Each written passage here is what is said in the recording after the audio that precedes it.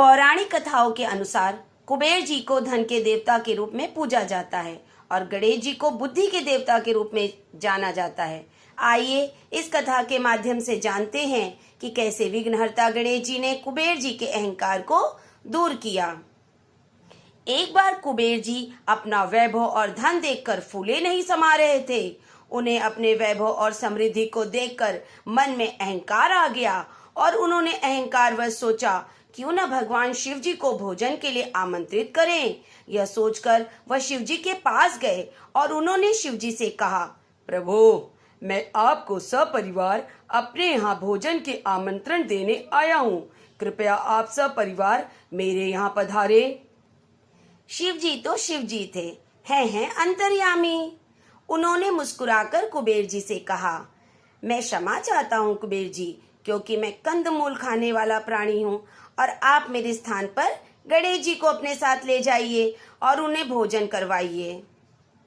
इस पर कुबेर जी ने कहा, प्रभु, गणेश जी तो छोटे हैं, वो कितना भोजन करेंगे। फिर भी आपकी आज्ञा है तो इन्हें ले जा रहा हूँ। और कुबेर जी अपने महल में गणेश जी को ले गए। जब कुबेर जी गणेश जी को भोजन परोसना शुरू किया तो गणेश जी तो जल्दी जल्दी सारा भोजन समाप्त कर दिया। गणेश जी ने कहा, कुबेर जी और भोजन लाइए, मुझे भूख लगी है। कुबेर जी ने कहा, प्रभु, अब तो सारा भंडार गृह खाली हो गया है, सूखा अनाज भी आप खा गए। तो गणेश जी ने कहा, मुझे तो भूख लगी है, अगर मुझे भोजन नहीं दिया तो मैं आपको खा जाऊंगा।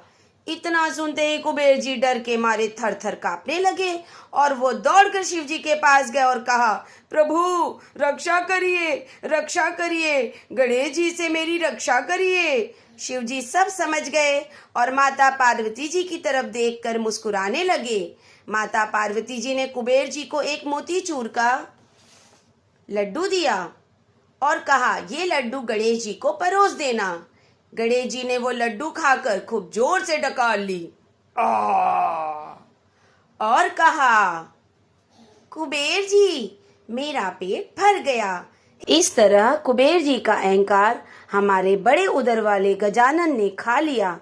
उसी तरह हम सबका अहंकार भी गणेश जी के उदर में समा जाए। बोलो गणेश महाराज की जय।